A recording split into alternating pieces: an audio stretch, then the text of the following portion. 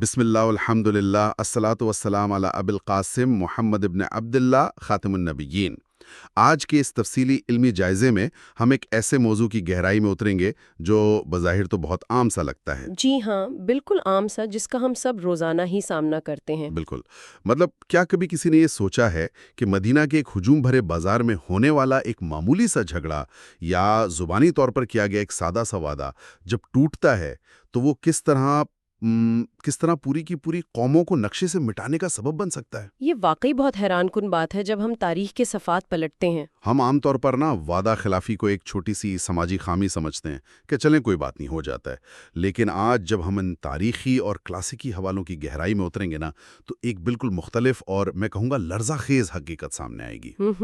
اور یہ سمجھنا بہت ضروری ہے کہ عہد اور پیمان محض کچھ لکھے ہوئے الفاظ نہیں ہیں۔ بالکل نہیں، یہ دراصل وہ پوشیدہ دیواریں ہیں جن پر ہماری پوری انسانی تہذیب کھڑی ہے۔ اور جب ہم اپنے ارد گرد دیکھتے ہیں، انسانوں کے روزمرہ رویوں کا جائزہ لیتے ہیں، تو یہ دیکھ کر واقعی دل بہت افسردہ ہوتا ہے کہ کس قدر آسانی سے، کتنی بے دردی سے انسان اپنی ہی باندھے ہوئے رشتوں اور وعدوں کو توڑ دیتا ہے۔ جی، یہ ایک بہت بڑا المیہ ہے آج کے دور کا۔ اور اس انسانی کمزوری پر جتنا بھی افسوس کیا جائے وہ کم ہے۔ استغفر اللہ، استغفر اللہ، استغفر اللہ، استغفر اللہ، استغفر اللہ، استغفر اللہ۔ بے شک۔ تو آج کے اس گہرے مطالعے کا ہمارا جو بنیادی مقصد ہے وہ انہی ذرائع، کلاسیکی نصوص اور تاریخی واقعات کو کھنگالنا ہے، تاکہ ہم جان سکیں کہ آخر وعدوں کی پاسداری معاشرے کی بنیاد کیوں ہے، اور جب انسان یہ بنیاد ہلاتا ہے تو وہ دراصل اپنا کیا نقصان کر رہا ہوتا ہے۔ بالکل، اور یہ ایک ایسا موضوع ہے جس کی گونج صدیوں سے سنائی دے رہی ہے۔ ہم آج کے دور میں معاہدوں کو بس کاغذ پر لکھے ہوئے چند قانونی الفاظ یا وہ جو internet per terms and conditions ہوتے نا، ہاں، وہ جنہیں کوئی بھی نہیں پڑھتا۔ بالکل، جنہیں ہم بنا پڑھے بس ایگری کر لیتے ہیں، ہم انہیں بس اتنی ہی اہمیت دیتے ہیں، لیکن جب ہم ان کلاسیکی حوالوں کو دیکھتے ہیں تو معلوم ہوتا ہے کہ عہد کی پاسداری صرف ایک سماجی مجبوری نہیں ہے، یہ تو اس بات کا سب سے بڑا امتحان ہے کہ ایک انسان اپنے خالق سے کتنا سچا ہے، اور اپنے ساتھی انسانوں کے ساتھ بھی۔ جی بالکل، ساتھی انسانوں کے ساتھ بھی۔ علماء نے اس پر جو بحث کی ہے وہ ہمیں انسانی نفسیات کی بہت ہی پیچیدہ تہوں تک لے جاتی ہے۔ ٹھیک ہے، آئیے اس کا جائزہ لیتے ہیں۔ اگر ہم بالکل بنیادی سطح سے شروع کریں تو عام بول چال میں تو ہم وعدہ اور عہد کو ایک ہی خانے میں ڈال دیتے ہیں۔ ہاں، عام طور پر لوگ ان میں کوئی فرق نہیں کرتے، لیکن کلاسیکی عربی میں تو ان کے درمیان ایک واضح لکیر کھینچی گئی ہے یہ فرق صرف لفظوں کا نہیں ہے، بلکہ ان کے پیچھے چھپی ہوئی ذمہ داری کا بھی ہے۔ تو یہ فرق دراصل ہے کیا؟ میں بتاتی ہوں۔ یہ فرق بہت بنیادی ہے۔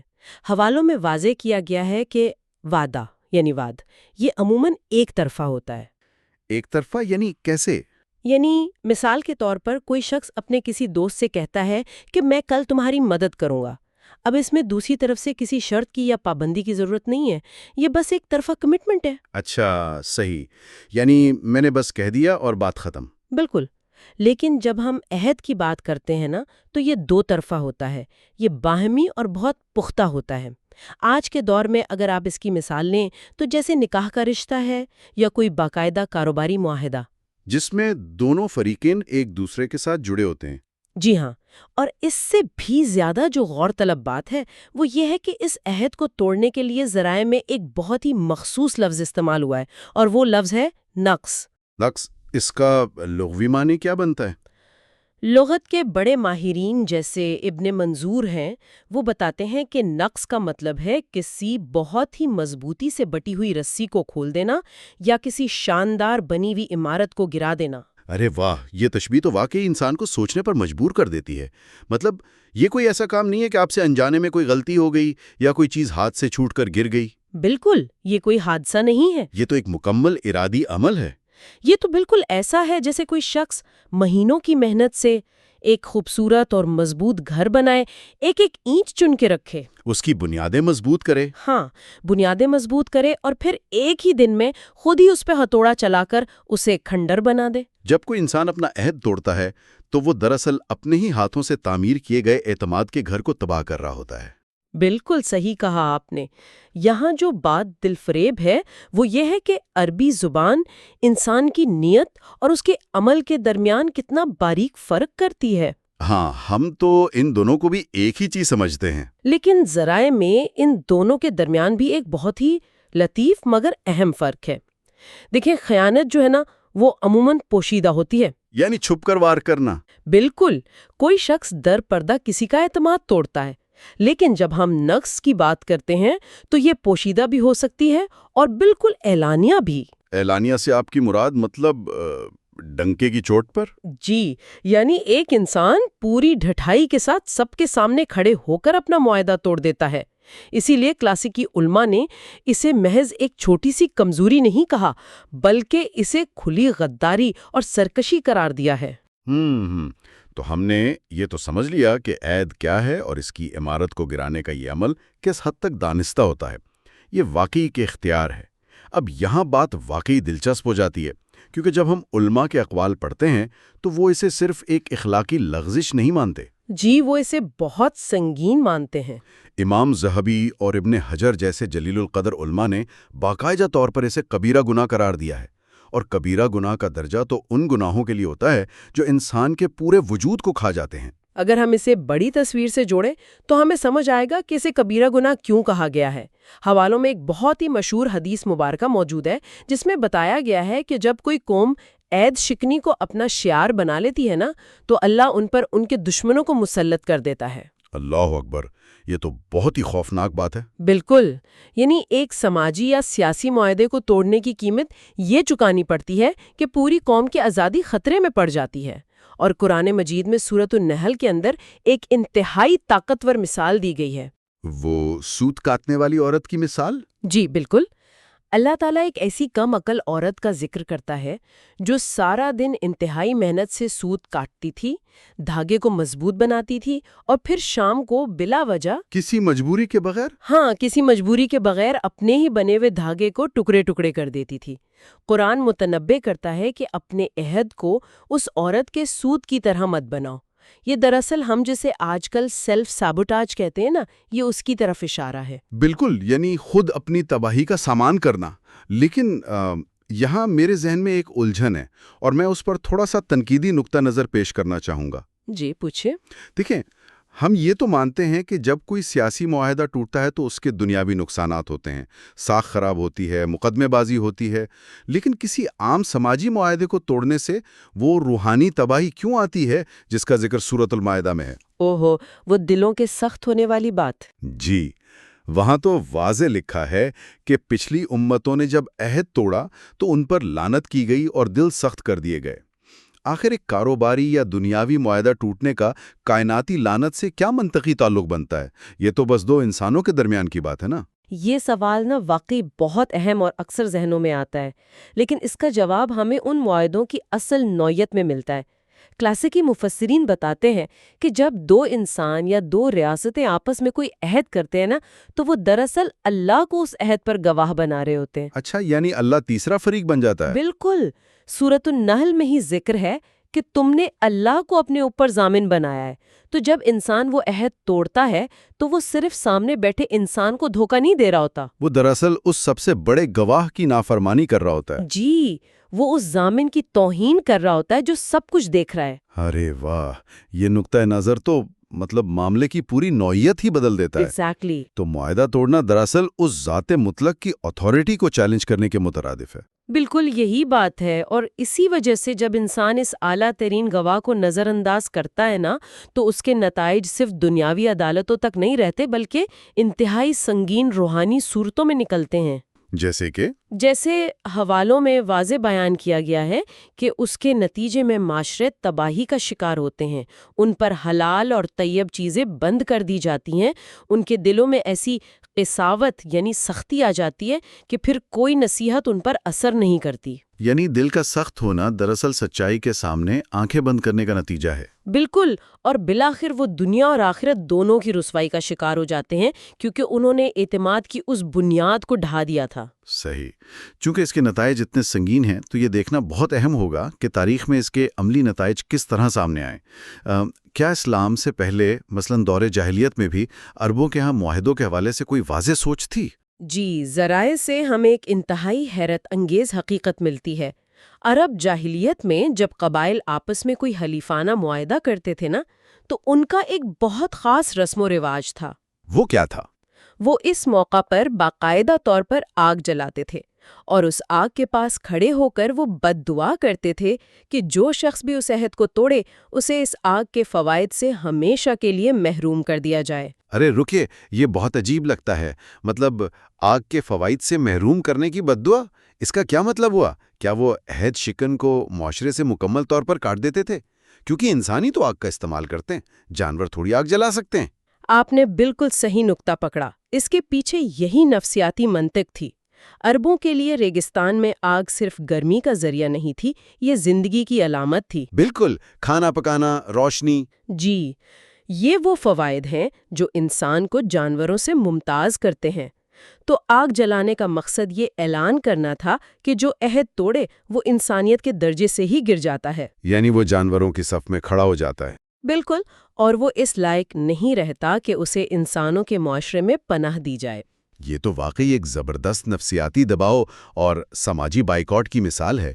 ایک جاہلیت کا معاشرہ بھی یہ سمجھتا تھا کہ وعدہ توڑنے والے کے ساتھ زندگی نہیں گزاری جا سکتی۔ اور پھر جب ہم اسلامی تاریخ میں آتے ہیں تو وہاں تو ہمیں بہت واضح واقعات ملتے ہیں۔ جی ہاں، اور حوالوں میں اس کی دو بہت بڑی مثالیں دی گئی ہیں۔ پہلا واقعہ تو وہ ہے جس نے پورے جزیرہ نما عرب کا نقشہ ہی بدل دیا، صلح حدیبیہ کا واقعہ۔ مسلمانوں اور قریش کے درمیان 10 سالہ امن کا معاہدہ۔ بالکل، لیکن قریش نے کیا کیا؟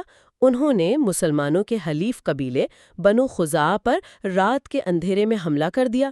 اب یہ کوئی چھوٹی سی سرحدی جھڑپ نہیں تھی، یہ واضح نقض عہد تھا۔ اور اس کا نتیجہ ہم سب جانتے ہیں، فتح مکہ کی صورت میں نکلا۔ جی، اس ایک عہد شکنی نے قریش کے غرور کو ہمیشہ کے لیے خاک میں ملا دیا۔ اور دوسرا واقعہ وہ مدینہ کی ریاست کا ہے، جو یہ دکھاتا ہے کہ معاشرے کے اندر کی غداری کتنی خطرناک ہو سکتی ہے۔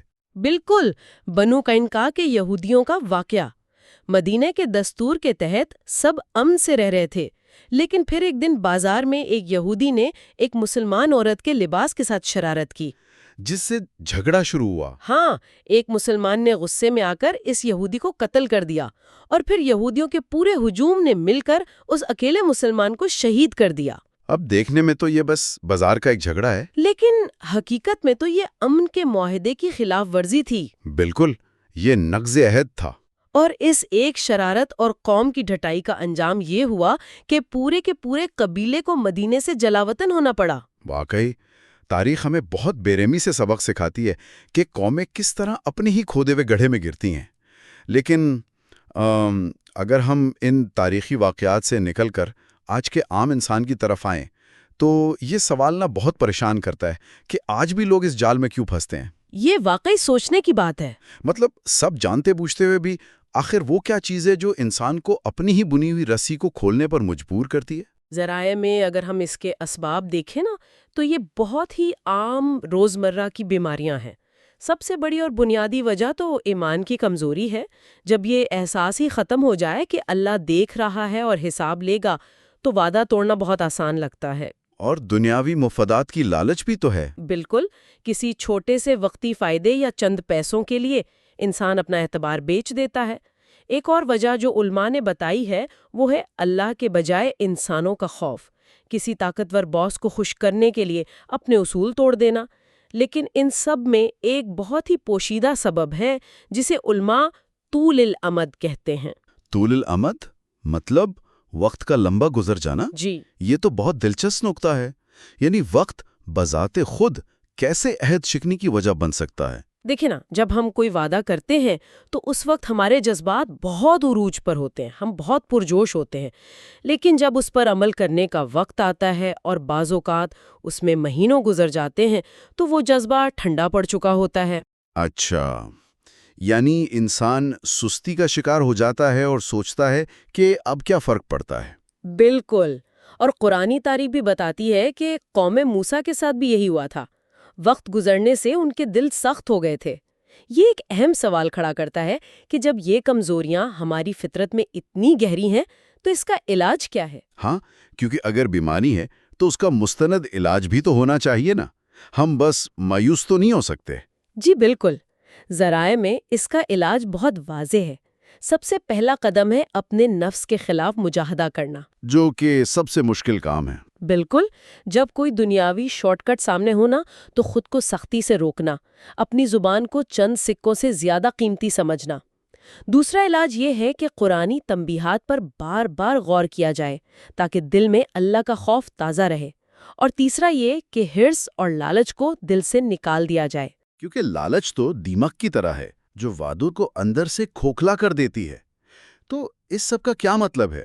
اگر ایک عام انسان جو علم حاصل کرنا چاہتا ہے وہ کیا سبق لے؟ یہاں ذرائع میں ایک بہت ہی باریک بات ہے جو میں شیئر کرنا چاہوں گی۔ جی ضرور۔ ہم عام طور پر سمجھتے ہیں کہ عہد شکنی تب ہوتی ہے جب مجبوری میں وعدہ ٹوٹے، لیکن علماء کہتے ہیں کہ اگر کوئی شخص وعدہ کرتے وقت ہی بالکل اسی لمحے دل میں یہ نیت رکھے کہ وہ اسے پورا نہیں کرے گا، یعنی صرف جان چھڑانے کے لیے جھوٹ بول دے، ہاں، تو یہ بھی نقض عہد کی ایک صورت ہے۔ یہ لمحے اول سے ہی ایک طے شدہ غداری ہے۔ بے شک آپ نے بہت اہم نشاندہی کی۔ یہ ہماری نیتوں کا احتساب کرتا ہے۔